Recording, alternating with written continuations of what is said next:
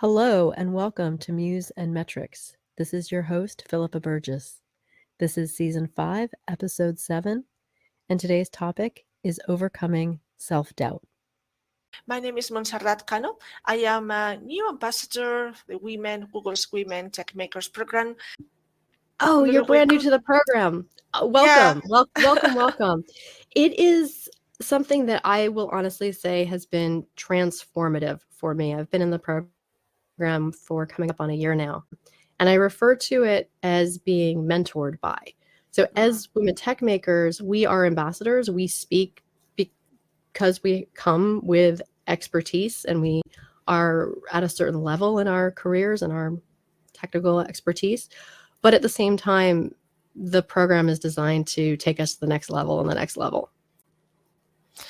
And that sounds so good. I actually saw somebody mention this, someone within my network. She mentioned this on Twitter, and I thought maybe I could ask her. And she said, well, you should be an ambassador too. And it's like, what is all about? She said, just fill this out and they will get in touch with you. It's like, wow, okay. It turned out it was an application form. Obviously, they take it very, very seriously. They asked me all sorts of questions about my experience, about what I do for a living, but also what other things I do on the side, things to do with I don't know, organizing events or speaking at events or learning and development, etc., etc. And suddenly I thought, wow, all those things that I've been doing, all these things that I used to do before I was a marketer, even because I used to be a teacher, all these things I am interested in. It's something that I can apply here. So I'm very, very excited because what happens with this, just like Women in Tech SEO and other groups, is that they exist for a reason. They exist because we need to keep talking about a cause. In this case, is women in tech, because unfortunately we are underrepresented, and our voice is not really as clear and as loud as men's. And it has always been like this. I mean, I've worked in the technology sector, and I remember being about the only woman around, and I was doing marketing. Most of us ladies in technology were marketers, and most of us were actually making PDFs and things like that. Or this was their idea as to what we did or what we didn't do is according to them just looking at the money or looking at the numbers, sales cycles, etc. We didn't understand all that. It's like, wow, yeah, I mean, I've never made a PDF in my life. And I've been doing marketing and SEO and digital for a number of years. So when I said this to them, I remember saying this at the interview. I said, well, I am not a designer, so I can't design a PDF. I can give you my idea. I can brief a designer. That's different, but I can't design it. It's like, why not? I think Photoshop should be very easy, shouldn't? It's like, okay, do you know how to use Photoshop? Have you ever used it? And they replied, well, no, because I don't do that. And it's like, well, I don't do it either. So if this role is to do with making PDFs and making things pretty, as you said earlier in the conversation, which is part of the conversation, then this is not a role for me. So I eventually got in. I'm not sure how. It was rather tough, but like I said before, just a handful of us ladies in there. And I thought, well, this needs to change. So many women in my network, in my professional circle, are doing what I'm doing. Why is it that there are not any more ladies in here doing what I am supposed to be doing here? Why are there not any more ladies in the C-suite making decisions, etc., etc.? It's just, I thought it was absolutely ridiculous. And they kept telling me about this PDF. And eventually it turned out that they also wanted emails, and they wanted me to design an email. It's like, yeah, it's the same with PDFs. I can't tell a designer how I need this to work, but I am not a designer. But so I really appreciate your sort of boundaries of like, I don't do that. Boundaries are just by saying yes to everything at the very beginning and getting very frustrated, very burnt out even, because I was not in the habit of saying no, because I was brought up to actually do things with a smile. Just do this, just do that, just do it and smile, do it, and they won't ask you again. But it's not true. They kept asking. And if I was in one of those roles where I needed to definitely do all those things, run around, doing their errands, etc., a PA or something similar, then fine. But I was not, and it got me very frustrated until I made a mistake, which I could fix easily. But then I thought, wow, I am not going to let this happen again. I am not going to let this happen, because I think it was something about the photocopy. I hate photocopiers. I mean, I love technology, but I hate that type of technology, photocopiers and scanners. I cannot get on with them at all. So I made a mistake in there. Like I said, I could fix that, but I was not going to have that again. And it was very interesting sometimes when I got into certain roles where I was supposed to be sitting at certain meetings, certain high-level meetings, but at the same time, I was not supposed to say anything. It's like, wow, the person who does that part of the job is myself. The person who does make those decisions is myself. So if I am sitting there, it's because I need to actually tell everybody else what I have been doing, how the company has been going on so far. Anything, could be anything from rankings to any data, any other type of data, transactional data that I could see. But I was not supposed to say anything. It's like, how come? That's not possible. That is not even possible. That's and sometimes it even came from women. I remember this role I had in a very backwards type of industry.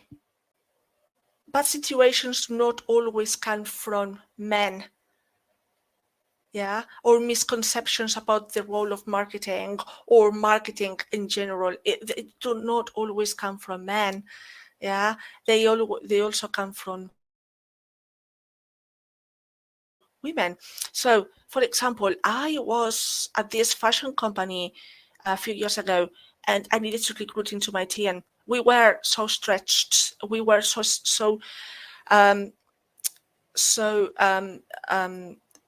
thinly spread. It was very difficult for us to work. I was supposed to be the director in there, and I was also doing some tactical work, which I don't mind. I don't mind at all, because I don't like being far away from that. Thing is that I was too much into it, so much I just couldn't think strategically. I was so much down the rabbit hole.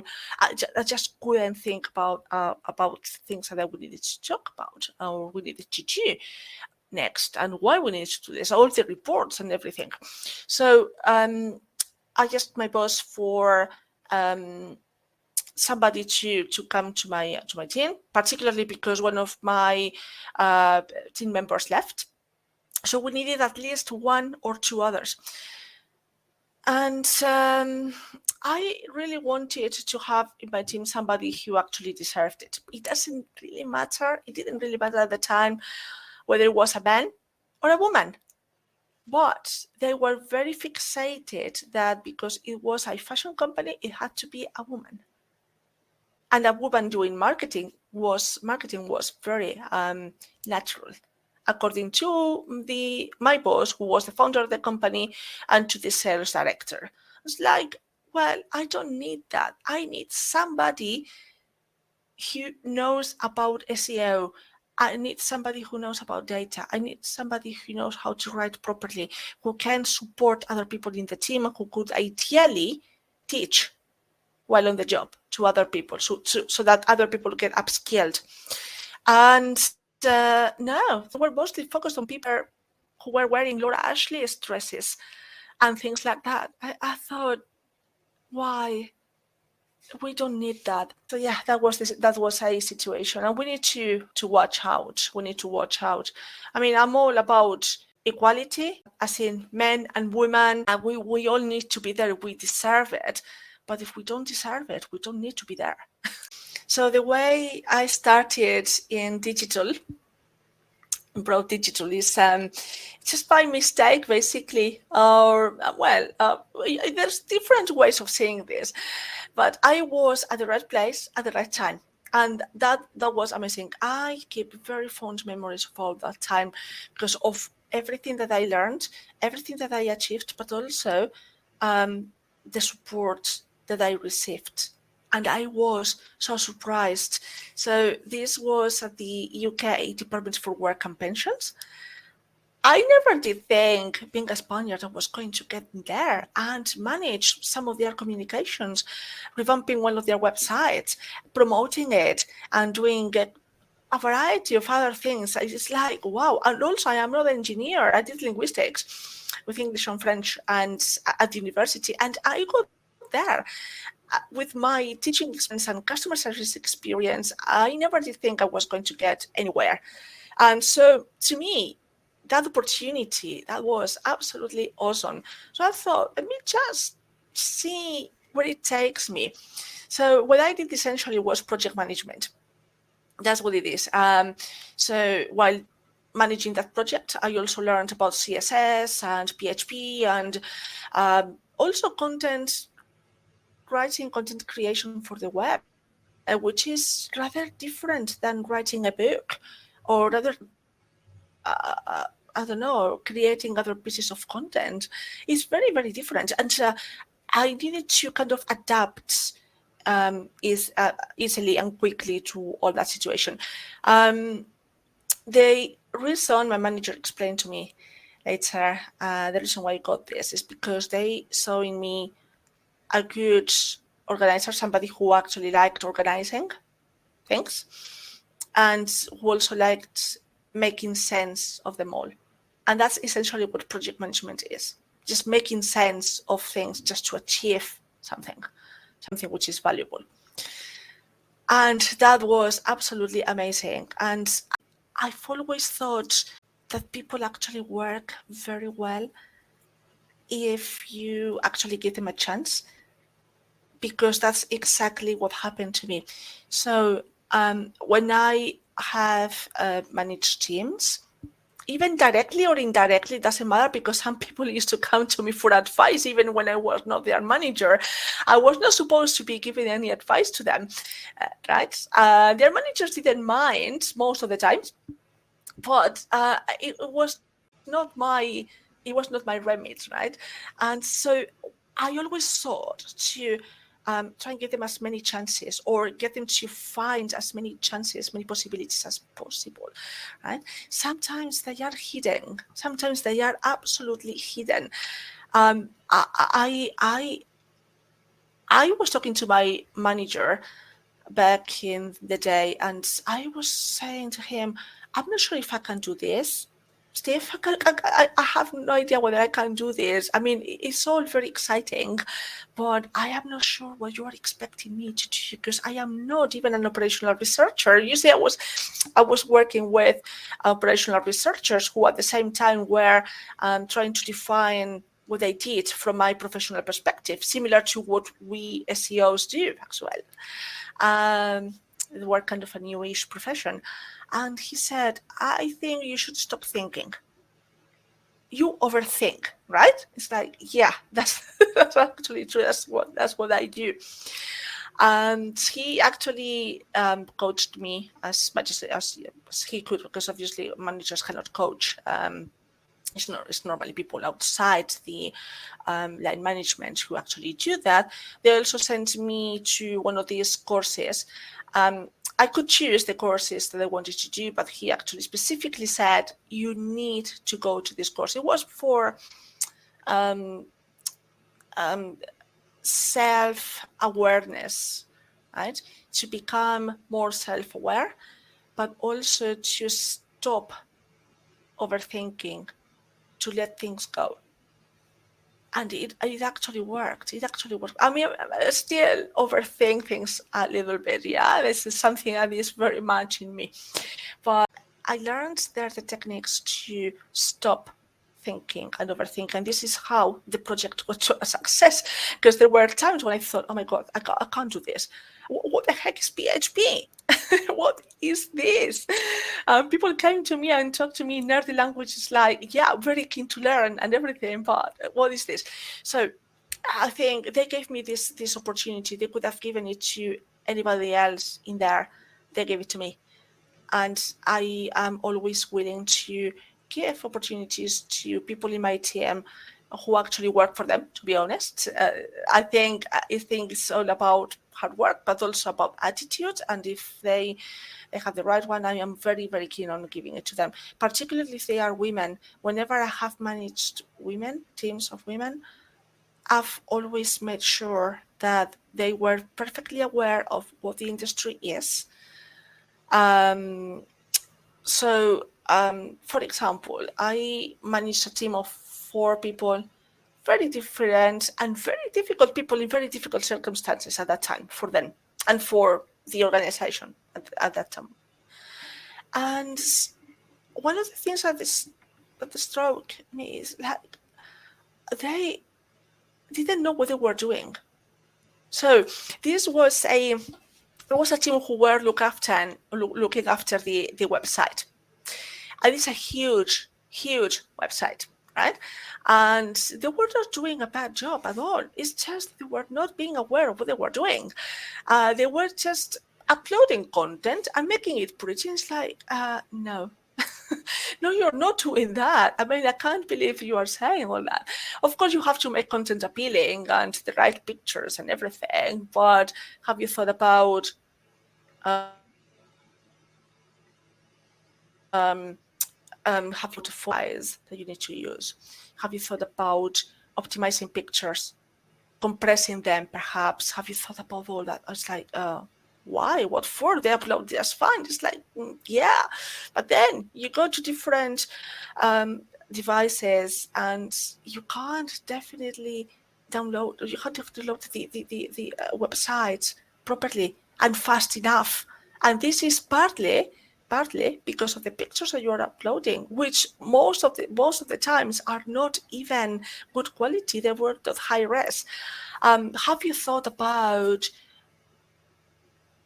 the myriad of URLs that you are creating, that at the same time is you are creating a little bit of confusion to you because you can't find the content that you're uploading? And if you can't find it, and this is real, this is totally true, they couldn't find that content simply because of the URL structure and other bits and pieces, right? This bit actually got very complicated at the time. If you can't find it, then users cannot find it either. And so the whole project will actually collapse. The project was about migrating customers. This is how they actually called it at the time, customer migration from phones to web.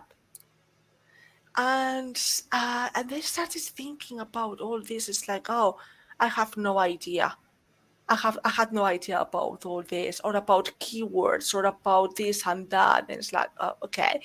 So I made sure they were perfectly aware of all that by sending them to courses, to bringing them with me to Brighton SEO and other conferences, other courses, other meetups as well, meeting other people who did exactly what they were doing, exactly what they wanted to do, content writing, analytics, all that they needed to be very aware of. And in my mind, it was an opportunity. I have to say it didn't work out very well in the short term because of the situation that they were at the time, and because they were feeling so underwhelmed, unappreciated, that they were creating all this situation, this kind of catch-22, overreacting or maybe not reacting in the right way. So Yeah, it did work out well later on when they when we actually met at different events as well. It's like, great that you are here. Some of them had already been promoted using the techniques and the knowledge that they got from me and from the time I was managing them. Thank all of them thanking me, previous colleagues saying, what did you do with these 10 months? They are now more motivated than they were when you were here. It's like, wow, okay, that's very good. But I believe it's all about the opportunity, because all they were doing, like I said, was just uploading content rather than thinking about what they were doing, reading.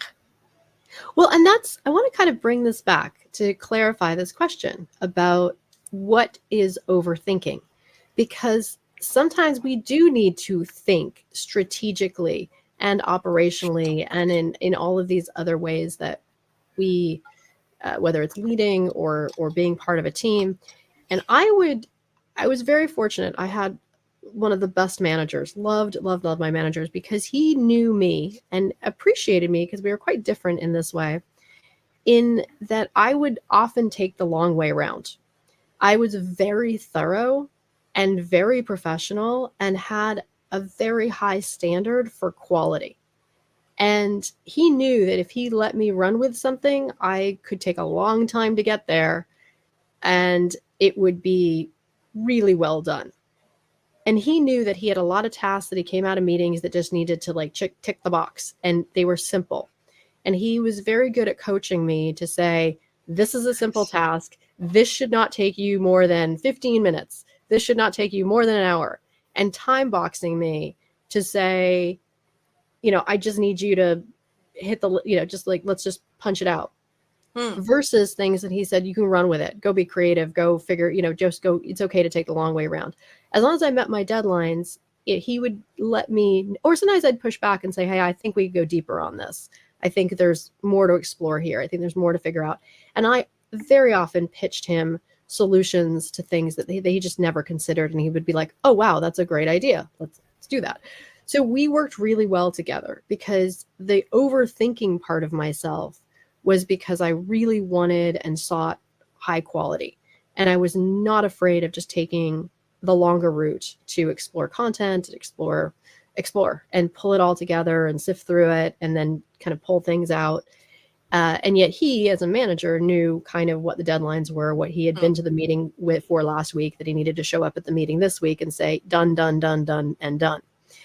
And so, yeah, can you elaborate on overthinking? Because I think the two things came up. One, you kind of said, hey, self-awareness is key. And I do think that my manager brought me more self-awareness, because I do think I would have approached every task with that expansiveness. And he was saying, no, not all tasks deserve that expansiveness. They're really, don't make them more complicated than they, keep them simple, because they are simple. And so I think a sense of self-awareness is key. But then you also talked about, when you're on a team, really being thoughtful enough to understand what's the right way to do it, that we're not just blindly uploading, and that there should be more strategy going into what we're doing, more technique going into what we're doing. So can you just elaborate on sort of the concept of overthinking and these different ways in which it can be interpreted? Overthinking is a concept that we need to be very much aware of, because it can actually look bad on us. If we overthink something, for some people, because everyone is different, right? And I'll come back to this later, especially when it comes to managing a team. But it's more the fact that I believe the difference between thinking and overthinking and then thinking things through, it's more about perception a lot of the times. Because as professionals, we always want to think through things so that everything comes out perfect. Well, not perfect. Perfect is not the word. It used to be the word for me. And this is how I thought things through: one time, two times, three times, five times, a million times, right? We all want to achieve what we are set out to achieve. And this is how it is, right? And sometimes circumstances just make us overthink something which is all perfectly all right. And then we start thinking, oh, wow, this is not the right way of doing things.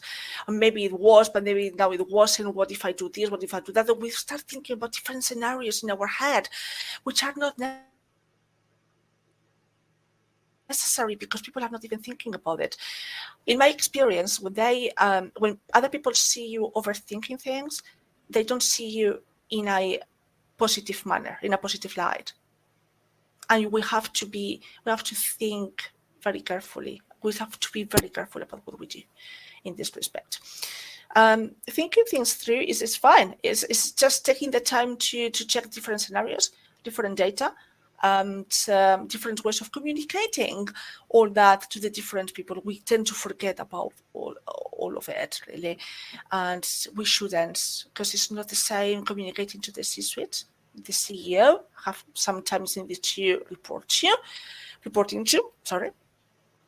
Or So I think that the mental image that's coming to my mind is knitting, where you're knitting something and you're putting it together. That's thinking. And the overthinking is when you start to unravel it. You take apart what you've done. You pull the thread. You're pulling at the threads too much, and now you've just kind of unraveled all the good progress and the good work that you've done. So you got me thinking in terms of knitting, which is, like I said, you're creating something or you're unraveling it.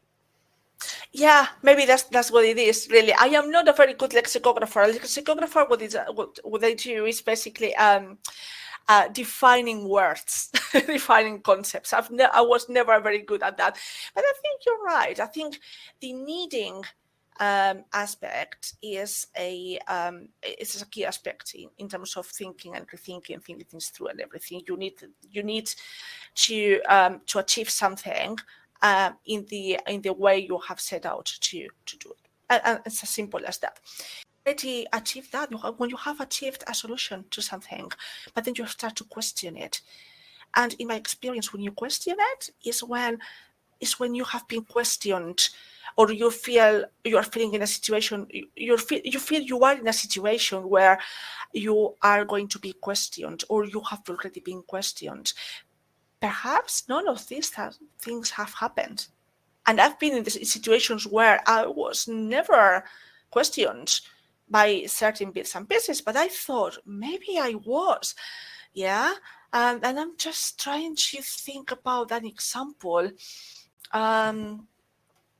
Another website project that I had a few years ago, I was given the chance to do this. It was a project that no one really believed in.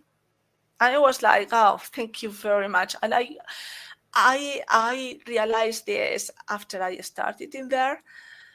But the reason why they wanted somebody in that position is because a committee, one of the committees that basically were part of the association, of a very big, very important legal association I was working with at the time. They did somebody there because they had these projects, this fantastic website project. It was many years ago. No one really believed in websites, but this was something totally different. Yeah, the project was a success, and everybody was really happy and started to look at me in a different light. They started to give me other projects as well, mostly international, just like this one, etc., etc. But I really wanted to do things right. I really wanted to do things right. I was already doing things right, but the problem is that I just couldn't see it. I needed to deliver a part of this website where many other associations and very big companies as well would actually give us their content. So that we could upload it as well. Very, very important reports, actually, very interesting ones too. And I wanted them to be very happy. And the minute my manager noticed that things were not flowing, she started to look into things a bit more closely, because she had been very hands-off, which is how I worked best. And she came over to me and said, Montserrat, what are you doing? Are you okay? I was like, yeah, it's just like this and that. And I talked to her and it's like, sorry, I'm not sure what you are saying. Where is the problem? It's like, well, there's nothing wrong in here as far as I can tell, but what if, yeah? It's the dreaded what if. This scenario, what is this scenario? What is this other scenario? It's like, stop. We need to be more practical about this. And this is how I stopped worrying, because I had to. And it was a very good thing, actually, because otherwise I would have got stuck in the project. And that part was actually an important one at the time.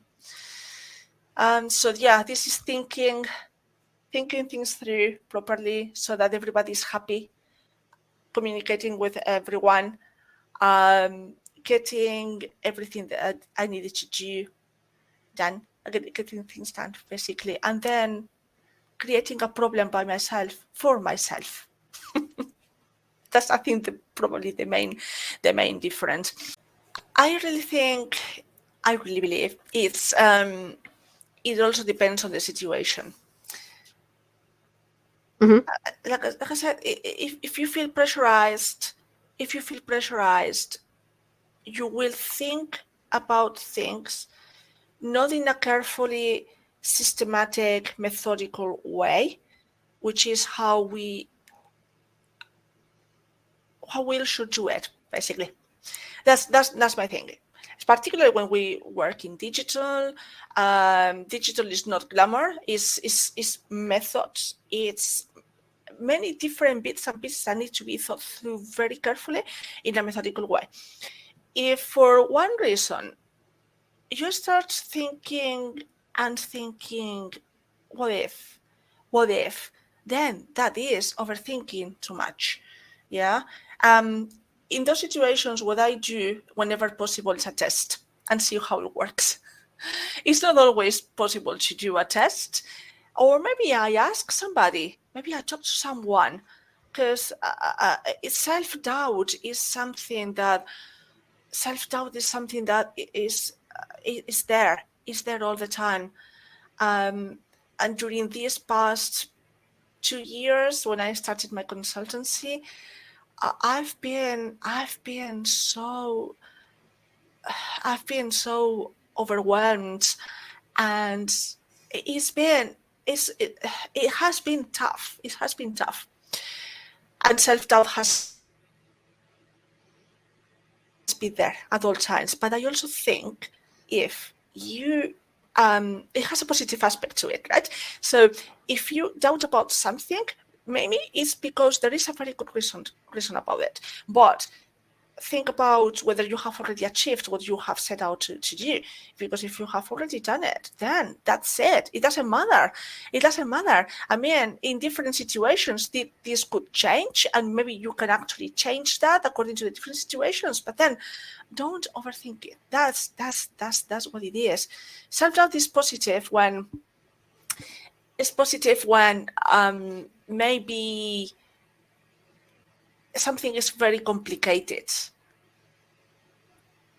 For example, line management is complicated. And I think we were talking about this earlier when we're talking about how your line manager and yourself worked together very well, because he saw in you that you were overthinking, perhaps. And it all comes down to the fact that people are very different, and we need to know how to manage them properly. So if we actually say, I mean, I've had people who have had lots of self-doubt, and their self-doubt came from the fact that they had been bullied.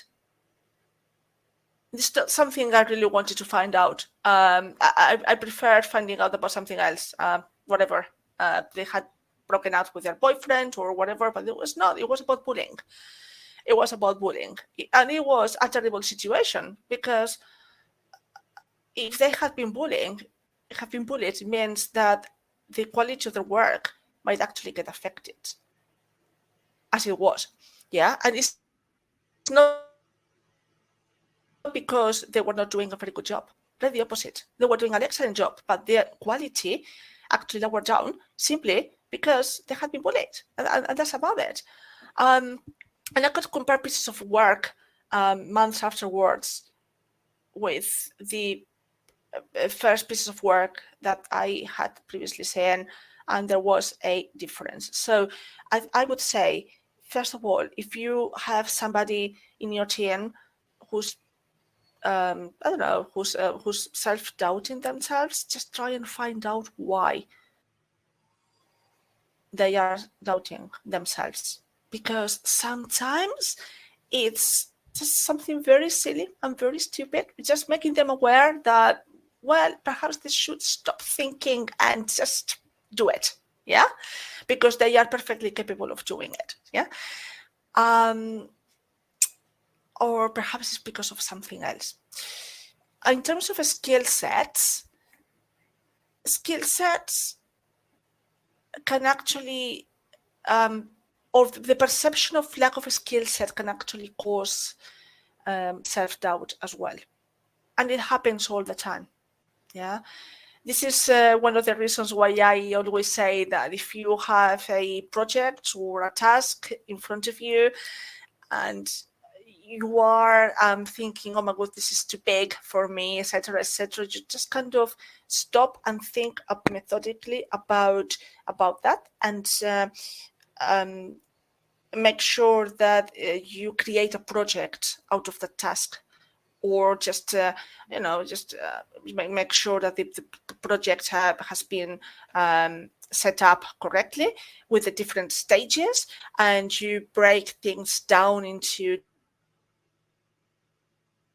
different chunks of work. And this is a very good way to achieve your objective. Because a lot of the times, I repeat, it's not because we don't know how to do things. It's because we perceive our skill set as being lower than they actually are. And sometimes it's because of the environment where we are. And sometimes it's because simply we need a few hours sleep. It's just that I've been in all of these situations. And I wanted to say about the skill set that working in digital, one of the biggest drawbacks, I think, is the fact that you always feel that your skill set is never enough. And that we were talking about how men get promoted or get a managerial role a lot more frequently than women do. And a lot of the times, it seems to be like a cliche, but it's actually true, because I've seen it and I've also been there. Women tend to think and overthink about the job description, whereas men just go in and talk. And if they talk correctly, they talk nicely, and they get on well with the interviewer, they may get it. Whereas women don't even apply. Yeah, and partly it's because we see all this long list of skill set, and we think, oh, we don't have this, we don't have that. And it's like, oh, hang on, we are in this role, in this position, we are working, we are doing this, and we are doing it because we know how to do it. So if we actually need to know a little bit more about technical SEO, skill yourself up a little bit more on, say, I don't know, just to learn more about the hreflang, so to speak, something quite technical, but I mean, it is no shame. You just go and read a blog post, ask somebody, get on a course. There are courses out there. It's no shame. I mean, no one knows absolutely everything. So as a manager, recognizing all these bits and pieces and taking them into account when managing a team is rather important. And we need to help others achieve their objectives to succeed, which is what I am trying to do, or will be trying to do after my onboarding on the Women Techmakers as an ambassador, just trying to make sure that people understand where they are at. People, women in this case, they understand that they've got the skill set enough to actually progress. And if they don't have 100% of the skills that are being asked to you on a job description or for a promotion or something, it doesn't matter, because it means that if you are working at that position, it means that you already know what to do. Just go ahead and skill yourself up, or maybe skill yourself up while you are on the job. Because as a manager, as a hiring manager, what I want to see, or what I have wanted to see, is attitude and skill set, obviously, because I've needed somebody who actually knew how to write. I don't care whether you actually know a lot about designers like Laura Ashley, etc., etc. I don't care. I need you to write properly. I need you to know about SEO. That's all I need you to do. But if you don't know everything, don't worry. As long as you actually know the basics or whatever it is for that, what is required for that position, and you have the right attitude, I mean, you're in. Because if you've got the right attitude towards your own learning, it means that you will have a right, so probably means that you will have the right attitude towards your own colleagues, the rest of the team. Just think about it. To me, this is very, very important. Coming back very briefly to overthinking, failure, all these very big failure concepts, that can happen. And we need to be very realistic. It can happen. We are working on a project to make sure that certain websites ranks position number 1 in Google for whichever keyword. And this is a very silly one, because I mean, we don't always look at keywords and rankings and everything, but we are also trying for these websites to rank, right? Sometimes it will not work, or it will not work like next month. It might actually take longer. And why is that? Because there are things beyond our own control. I like to think about the Stoic philosophy of always worrying about what is in your hand. Things that are beyond our hands is certainly not something that you should worry about. I mean, you should think about them. You should actually bear them in mind. For example, things like the fact that your competition will actually get stronger than you. Yeah, that is something that is beyond our own control, because we don't work there. We work for our brand, and that's that. Things like there might be an emergency, such as say, hey, 2020 happened, right? It's not in our hands. We needed to deal with it, and we did it the best we could. And that's that. But that's all we need to happen. So failure can happen, or not failure. I mean, I didn't mean that not ranking a website is a failure. I mean, not. What I'm saying is that perhaps not ranking it today, particularly if you have just started working on it, it's not a failure. But it can happen. It can happen that things actually move slower than you think, that you thought. Yeah. It's the best way to keep positive, thinking that things will actually be positive, but there is a possibility that things may not be positive. And then what you do in this case is that you prepare. It allows you to better prepare for that. So what will happen if somebody from the C-suite comes to you and asks you about this ranking for this keyword? How are you going to explain it to them that you wouldn't be able to rank it? It's like, well, you have to be prepared for that. You kind of build up your list of possible reasons or possible aspects to look at, because maybe you have to you have to look into it. A more complex example, increasing the transactions from an e-commerce website, which is a more realistic SEO and digital objective, right? There are so many things involved in an e-commerce. Never mind if it is international, if it is an international website. So many things, so many aspects. Not all of them are to do with SEO. Some of them are to do, many of them are to do with how the company is organized. Because we have to know, apparently it's called Conway's Law, which I didn't know this, but a website normally is the reflection of the kind of organization that's behind it.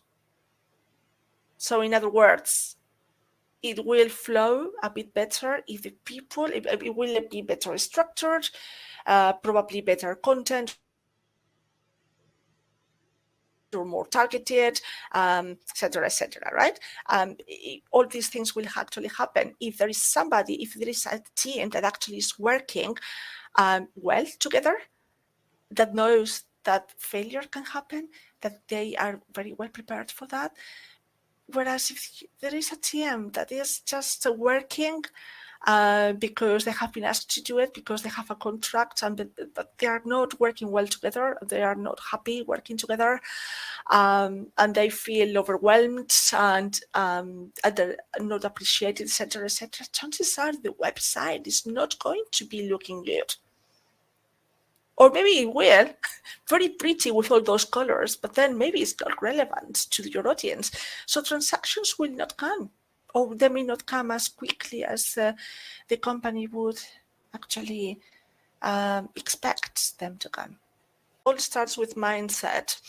And this is probably one of the many reasons why people leave jobs, because they look for a place where they can obviously get enough to pay their bills and save up a little bit, but also where they can actually breathe and they feel happy. All this about looking after your customer in the first place, customer comes first and everything. All this is very good. I mean, you have to be aligned with your customer expectations. You have to even exceed them, etc., etc. But then at the same time, the people who need to do all that,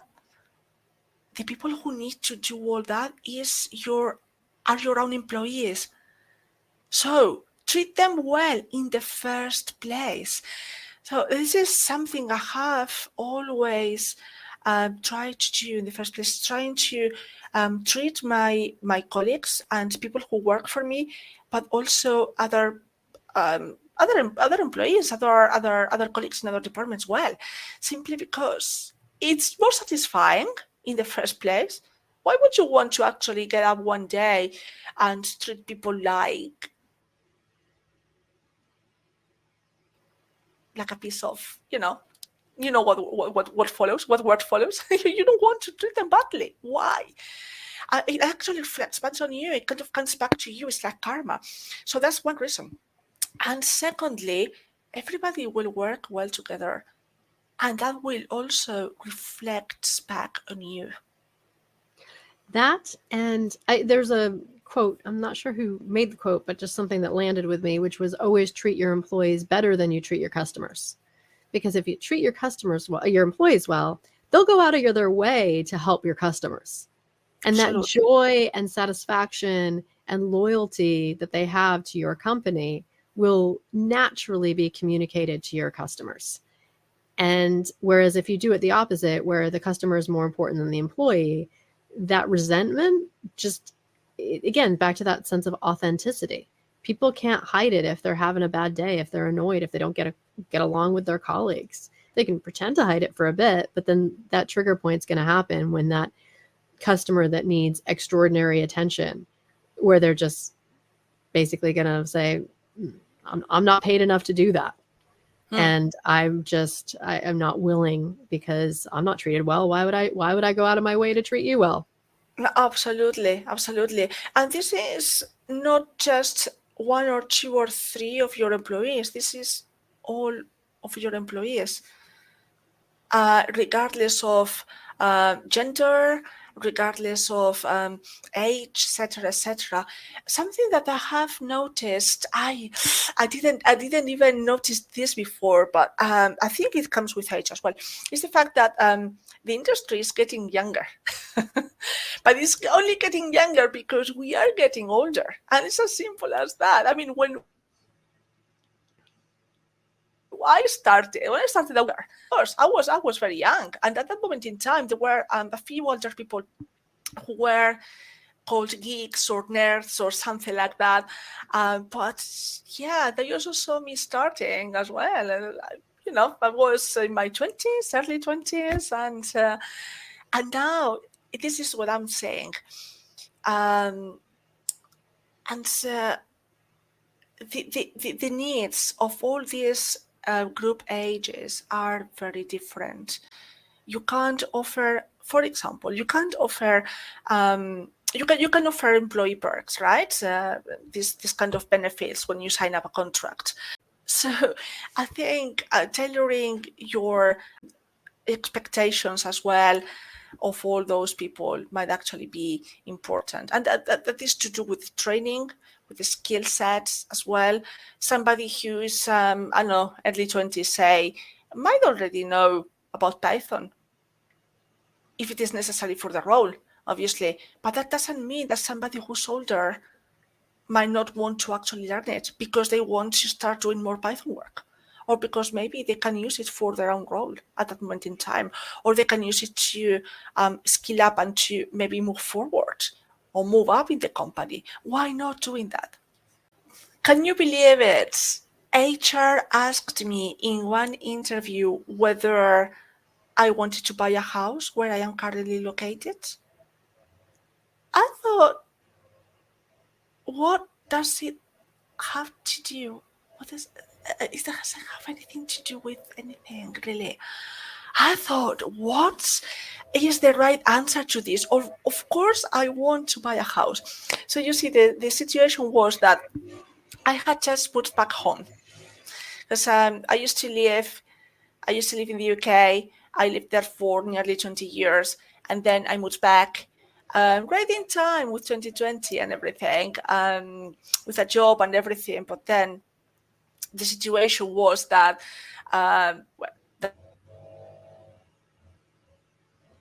that company was not in a position to continue due to COVID and everything. So what happened is that I started to look for work and see how I could actually fit into this market. So I did a bunch of interviews, and one of these guys, the one, oddly enough, the one that actually looked more serious, asked me this question. It's like,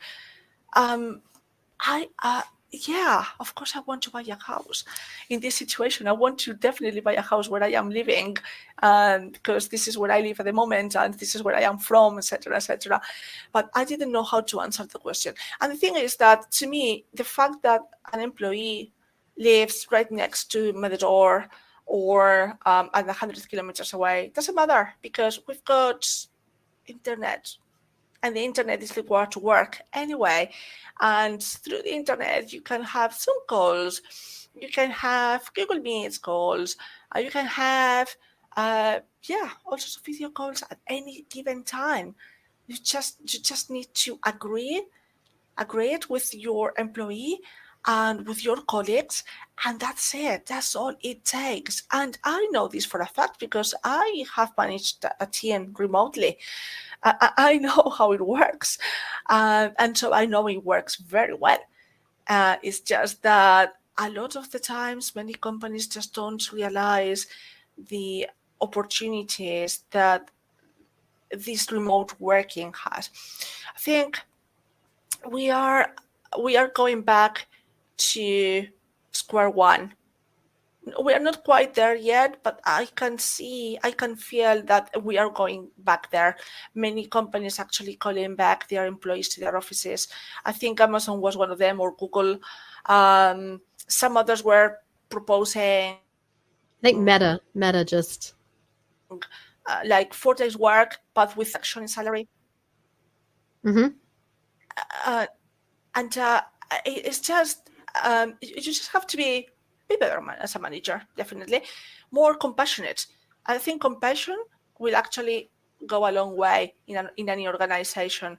Compassion, collaboration is something that I keep preaching to clients, previous employment as well, to colleagues as well. It just goes a long way. And you can collaborate in different ways. Sometimes, if you are sitting down at an office, it's a lot more difficult to collaborate because there are so many interruptions. There are so many meetings. The phone rings. Something happens. Whatever is happened, it's just it's too much. Sometimes it really is too much. You don't get anything done. I remember going back to the office because this was this hybrid role where I was managing a team mostly remotely, but then I had to go back to the office from time to time. And I was dreading those days because I had so much on my plate and I never got anything done in the office, simply because the office was used to say hello to people. And I think this is how office structured work. It was mostly to actually meet with people and be sociable rather than just doing business, because I feel that I am doing a lot more, getting more things done more flexibly while working remotely than when I was at the office. It's not because I didn't work when I was at the office or didn't do stuff and didn't get anything done. It's because now I am doing a lot more than I used to. Well, this piece of advice would actually go for anyone, not just women, but particularly women, because as we mentioned earlier in the conversation, we tend to overthink. So just get there. Just get there. Skill up. Read everything that you can. Learn everything you can so that you are able to filter out, to understand how everything works and filter out any noise, that anything that is not working for you, anything which you think, oh, okay, because you might actually come in thinking, oh, wow, SEO is great and everything, but then you come in and think, what is this all about? Maybe content is your thing, but you don't know until you actually get there. So don't think twice. Just try and skill up, try and read as much as you can, read and talk to other people, and do it. And secondly, get a mentor. I mean, I cannot stress enough the importance of having a mentor. I really think if I had had a mentor earlier on, things would have been different for me. I would have been able to come out of situations that, like we all have had, that maybe they were not very big situations or very negative, but felt super negative to me. Maybe somebody would have talked to me about all those things. I would have seen them in a different way. I would have perhaps turned tables down, as we say, just basically turn everything to our own advantage. This is something that we need to understand. So, first piece of advice, keep learning all the time. I mean, don't think because you are very young or very old or anything that you don't have to learn, because that is not true. Right? Just learn to filter out the noise and find your place. And secondly, find a mentor as soon as possible. To be honest, as soon as possible. It's good. It really is good. A mentor is not somebody who is actually going to tell you what to do. It's somebody who is going to help you find the best solution or the best way out of a situation, or the best way out, or the best way to advance in your career, perhaps, or something like that, right? Just consider all those things.